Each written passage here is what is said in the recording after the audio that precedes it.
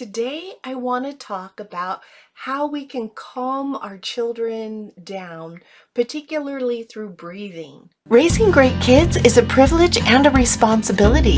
Sometimes our children can't see their own greatness. Sometimes we can't. Other times we can see their greatness but struggle to step up because of our own challenges. We will be discussing the brain science, tools and techniques that help us raise great kids. Hi, I'm Cynthia Armstrong. I'm a teacher, a special education, general education teacher, and I homeschooled my children for several years. This information is based on my research, my studying, my trying to find answers for myself, my own children, and also for my students. If you have any questions, please put them below. I will do my best to answer those. And feel free to subscribe and to like. So children might have trouble calming for multiple reasons. I mean, I think about tantrums, right? Children like to throw tantrums, but there's also anxiety and fears and other things that would benefit from us trying to help our children to calm their nervous system.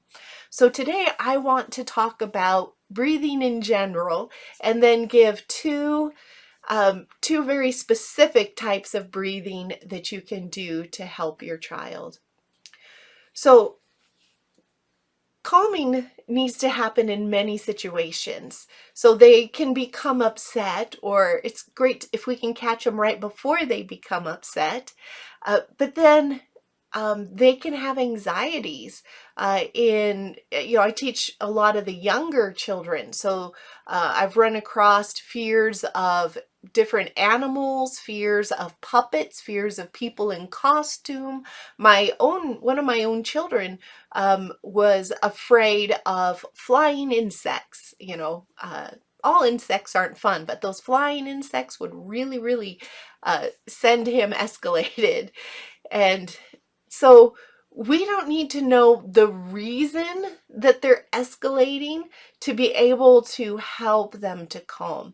Because sometimes they've made connections that we're not aware of that is triggering. And this could even be good for if when they're afraid at night, if they can focus on their breathing instead of what was that sound, or is there something in that dark corner, then this can really benefit them. So it's just one tool or technique that you can use.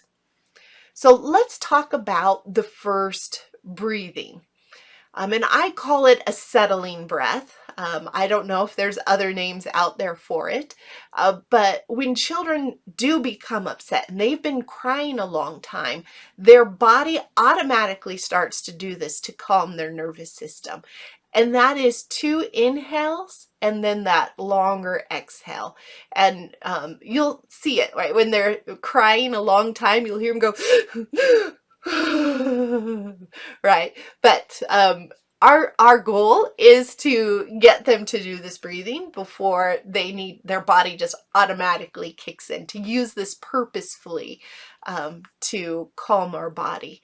And so let's just practice inhaling twice and exhaling. And I like to inhale through my nose and exhale through my mouth. But sometimes if we have stuffy noses, colds, other things, just do it all through your mouth if you need to. But the point is to do it deeply in our belly and not to always just hold it in our chest. So here we go.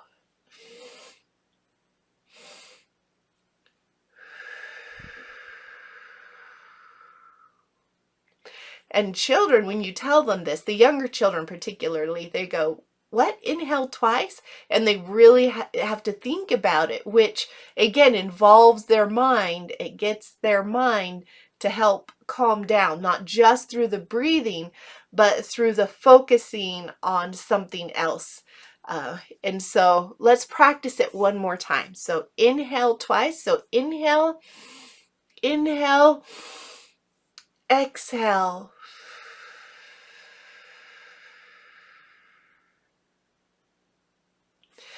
All right, so that is the first calming breath. And I call that one the settling breath because that's how kids settle themselves when they're upset. Um, and do it multiple times. Don't just do it once or twice. Try and do it 4 or 5 times in a row to really help calm the nervous system down. Okay, so the second one I want to talk about, I've heard it called triangular breathing, and I don't know if it has other names, and I don't know if the magic number is 4. When I learned it, they said to do it for 4. When I do it with myself, because sometimes I need to calm too, I like to do it for longer than 4, but for this case, and when we're teaching our children, and when I teach in my students and things, I do use 4. So inhale for the count of 4. You're going to hold it for the count of 4, and then you're going to exhale for the count of 4. So let's go ahead and practice that together. Inhale.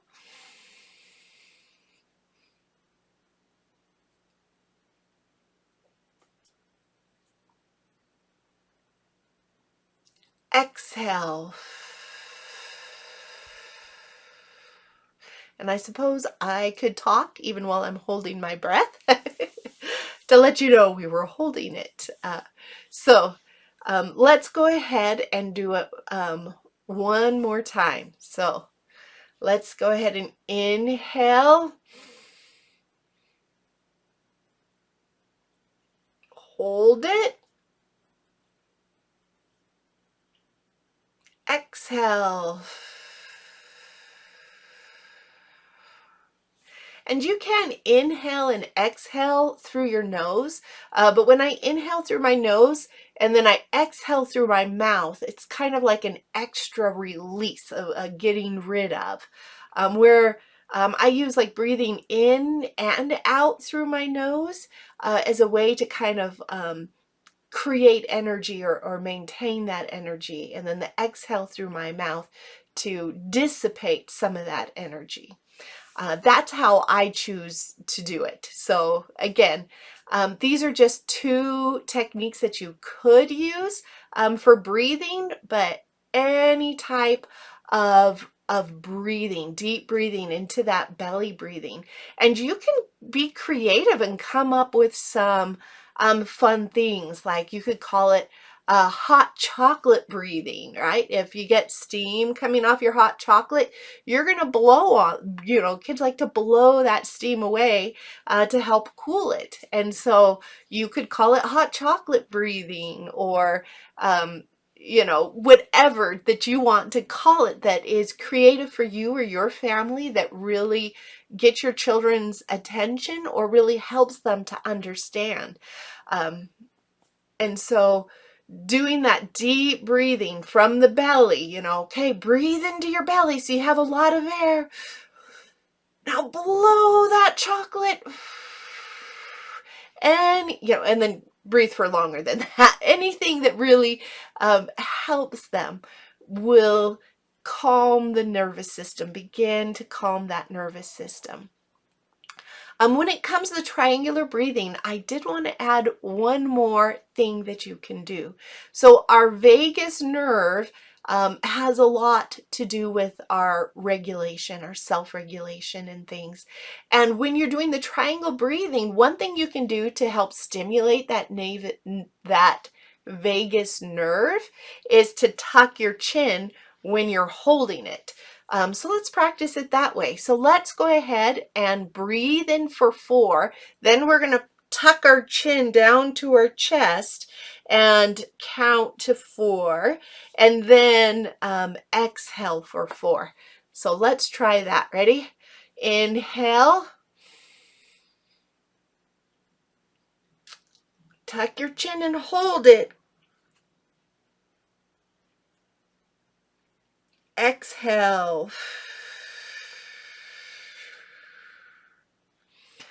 So that can stimulate the vagus nerve. And on the other one, the settling breath, so your vagus nerve runs, it's really long. It runs through a good portion of your body, but it runs through your throat, and then kind of branches by your ears. So another thing you can do, if you really want to help stimulate that vagus nerve, is on the exhale of the settling breath, you can make a sound that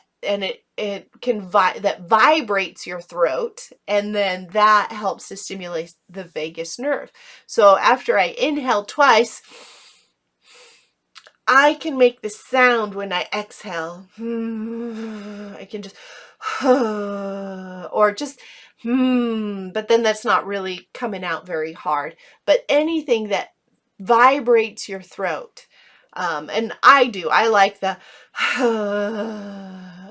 it's kind of like a frustrated groaning sound when I make it. It can help dissipate that energy, and then it vibrates your throat, which stimulates that vagal nerve. So those are two things. And like I said, there's a lot around breathing to do the kind of help your nervous system start to regulate.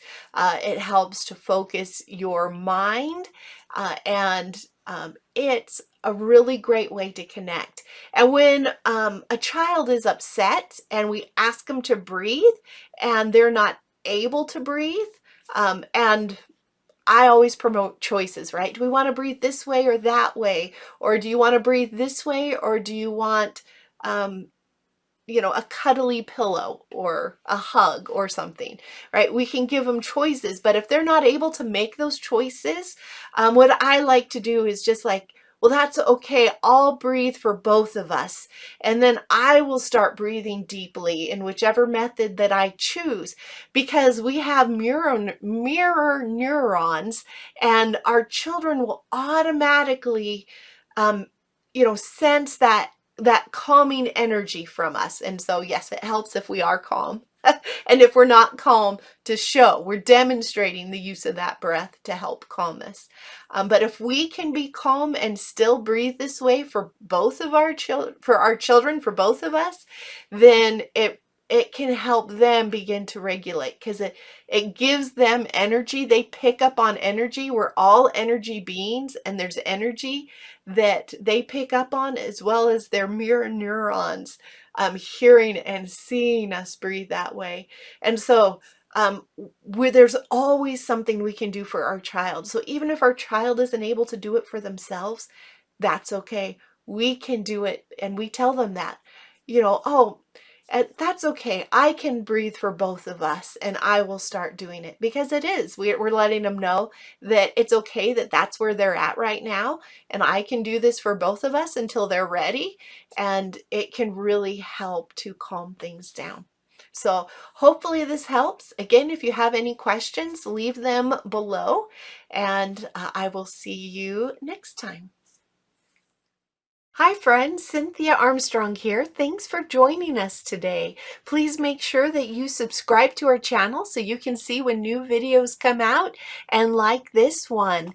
It is such a responsibility and a challenge to raise great kids, and we are here to help you along that journey to make it as enjoyable and fun and fulfilling as possible. Please check out our website, www.raisinggreatkids.net, and I will leave that in the description below.